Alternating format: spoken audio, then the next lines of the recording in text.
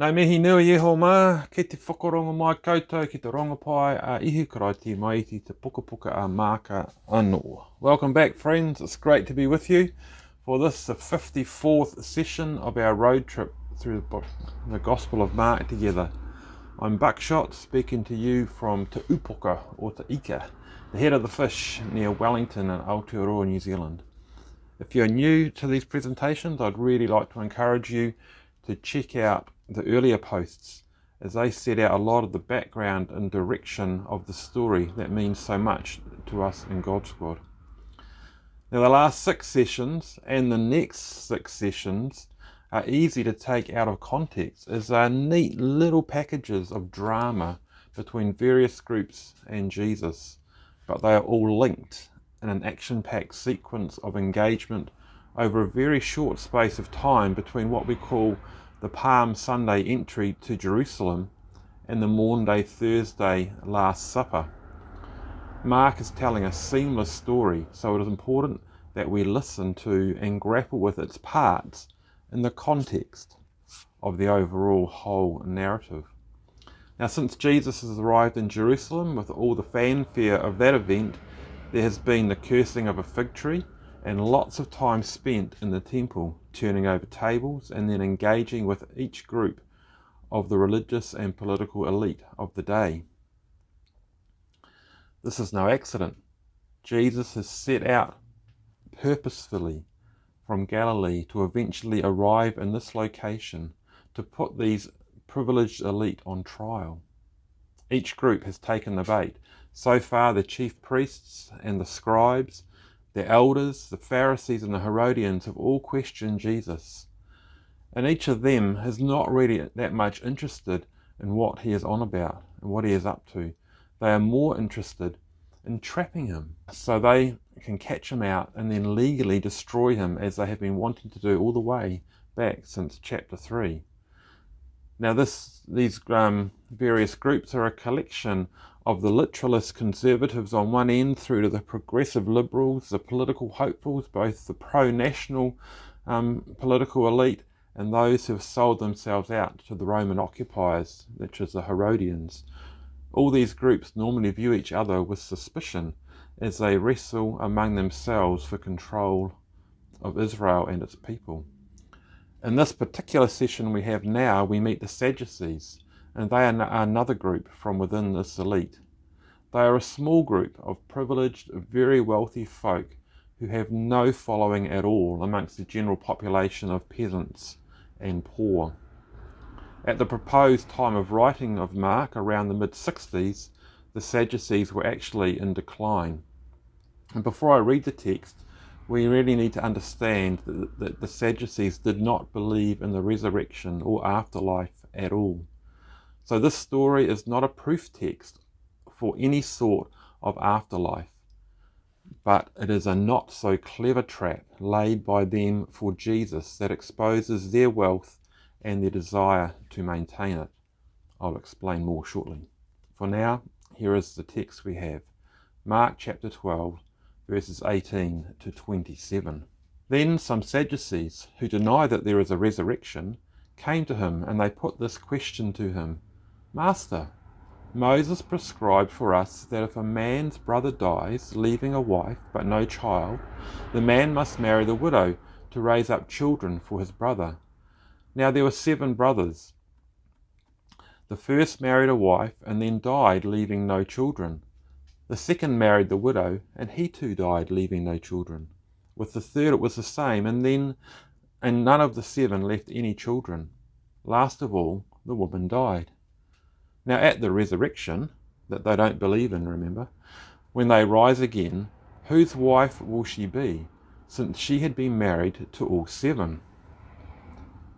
Jesus said to them, Surely the reason why you are wrong is that you understand neither the Scriptures nor the power of God. For when they rise from the dead, men and women do not marry. No, they are like the angels in heaven. Now about the dead rising again, have you never read in the book of Moses, in the passage about the burning bush, how God spoke to him and said, I am the God of Abraham, the God of Isaac, and the God of Jacob. He is God, not of the dead, but of the living, you are very much mistaken. This is the gospel of Christ. Praise to Christ the Word. So as we all play to our strengths from where we stand, the Sadducees pick a fight over the concept of resurrection and their view that it is inconsistent with Moses in Deuteronomy 25 verses 5 and following on. Their quotation is a little free and leaves out that the brothers needed to be living together and needed to leave a son to carry on the family name, which is about maintaining possession of family property and also status within the community. This absurd story by the Sadducees, in their view, is intended to show that Moses' proposal here would create moral chaos in the afterlife. But what it actually shows is that they have no concern at all for the poor woman who must marry 7 brothers, one after the other, as if she is a chattel, a piece of property to be passed from one to the other, so that they can maintain their wealth and status in the community. The Sadducees also shame the woman by highlighting her inability to bear children. Being barren was among one of the greatest shames a woman could have at that time. So in their rush to trap Jesus, they objectify her, confirming their misogyny and also showing that their Torah literalism misunderstands the text they used, plus the power of God. They are wrong in theory and in practice as well. In reality, they are patriarchal, money-hungry, and bent on staying powerful in the face of their actual current decline. On that point, what could that say to the current Western Church at the moment, I wonder? In response, Jesus here conceives the resurrection not so much as a static doctrine, but the living hope of transformation for the whole world. Jesus is offering us the possibility that we do not need to be held captive by this way of being at all. He begins his response by asserting what the Sadducees reject, the real possibility that things can be different. Men and women can rise from the dead, but when they do, the concept of patriarchal marriage is not part of the picture. And this story continues the ideas from the question on divorce in chapter 10 that Barrow reflected on. Back in that story, the scribes were showing that they viewed wives as a possession of husbands that could be disposed of at will, and that they had incredibly hard hearts, unable to love. Again, Jesus is exposing the pursuit of wealth and power to be the religion of the dead.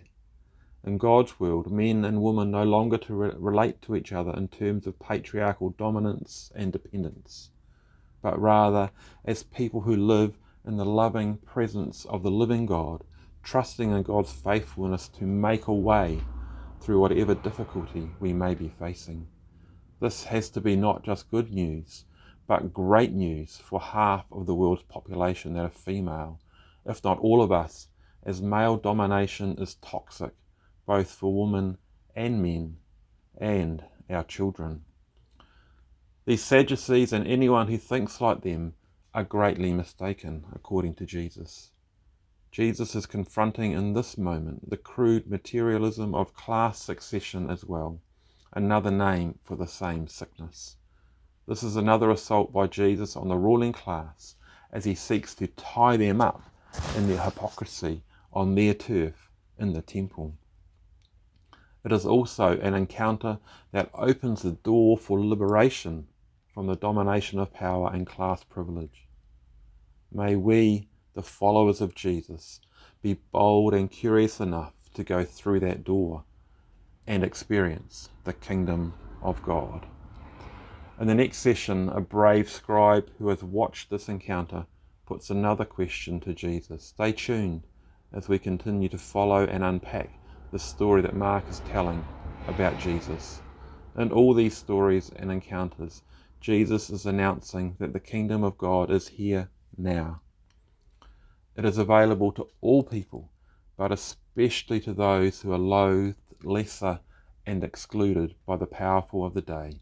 When we follow in the way of Jesus, things can be radically different. May we choose to trust in that way and therefore experience the presence of the living God as we relate to each other as men and women, brothers and sisters, people of God, on the road together. Cheers, and God be with you. Kia kaha, kia maia, kia manawa nui, I roto te aroha o te āriki. Rangamārie kia tātou katoa.